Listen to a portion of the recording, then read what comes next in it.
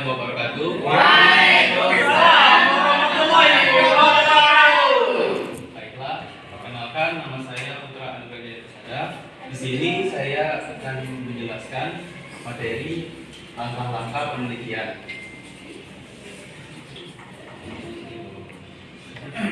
Pembahasan yang akan dibahas yaitu pertama identifikasi, pemilihan, dan perumusan data. Yang kedua, penelaahan perpustakaan. Yang ketiga, perumusan hipotesis. Yang keempat, identifikasi, klasifikasi, dan pemberian definisi variabel.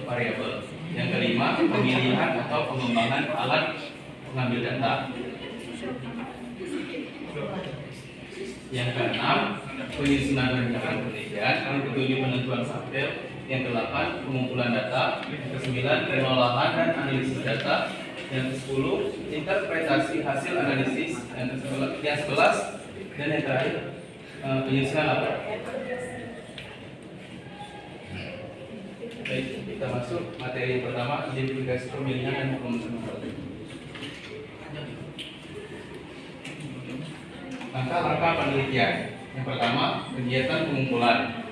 Yang kedua, pengelolaan, analisis, serta penyajian data secara sistematis dan objektif untuk memecahkan masalah atau menguji hipotesis.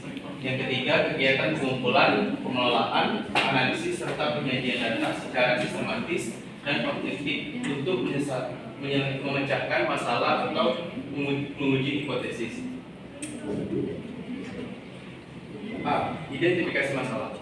Identifikasi masalah merupakan langkah-langkah yang diambil peneliti di awal riset. Peneliti melakukan identifikasi masalah dengan menjelaskan apa masalah yang ditemukan dan bagaimana masalah tersebut diukur dan dihubungkan dengan prosedur penelitian. B. Pemilihan masalah.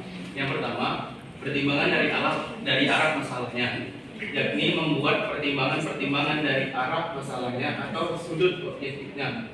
Dari sudut ini, pertimbangan akan dibuat atas dasar sejauh mana penelitian mengenai masalah yang bersangkutan itu dan memberi sumber kepada pengembangan teori dalam bidang yang bersangkutan dengan dasar teori penelitiannya dan memecah masalah-masalahnya.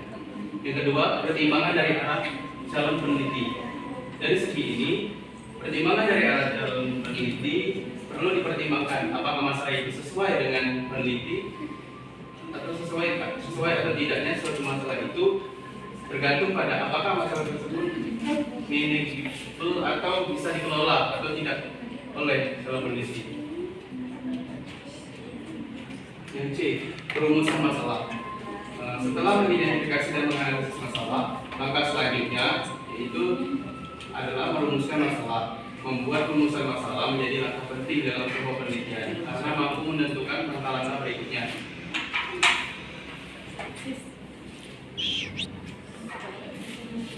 Materi yang kedua yaitu penelaahan perpustakaan. Secara garis besar, sumber bacaan itu dapat dibedakan menjadi dua kelompok, yaitu sumber acuan umum dan sumber acuan khusus. Seperti yang telah disebutkan di atas, sebagian besar kegiatan dalam keseluruhan proses penelitian adalah membaca. Dan membaca itu hampir seluruhnya terjadi pada langkah penelitian perpustakaan ini. Orang harus membaca dan menelaah yang dibaca itu setuntas mungkin agar ia dapat menegakkan landasan yang kokoh bagi langkah-langkah berikutnya. Materi yang ketiga yaitu perumusan hipotesis. Hipotesis memuat pernyataan singkat yang disimpulkan dari landasan teori atau tindakan peserta dan merupakan jawaban sementara atau dugaan terhadap permasalahan yang diteliti. Suatu hipotesis selalu dirumuskan dalam bentuk pernyataan yang menghubungkan antara dua variabel atau lebih.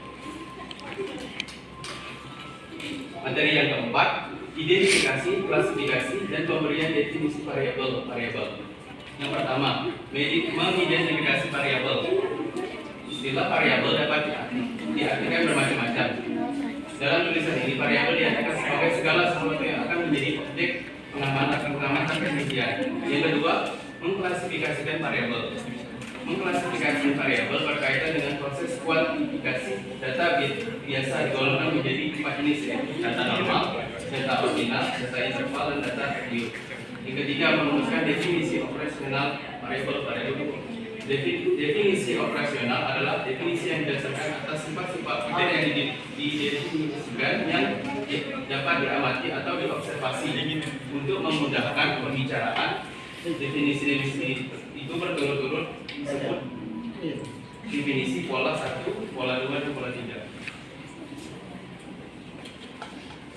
Materi yang kelima yaitu pemilihan atau pengembangan alat pengambilan data. Yang pertama, pemilihan. Putusan mengenai alat pengambil data mana yang akan digunakan pertama ditentukan oleh variabel yang akan diamati atau diambil datanya. Dengan kata lain, alat yang digunakan harus sesuai dengan variabelnya. Yang kedua, pengembangan. Pengembangan alat pengambil data dalam penelitian lingkungan ilmu pengetahuan alam, seringkali alat pengambil data itu telah tersedia. Materi yang keenam yaitu penyusunan rencana penelitian. Seperti halnya dengan alat pengambil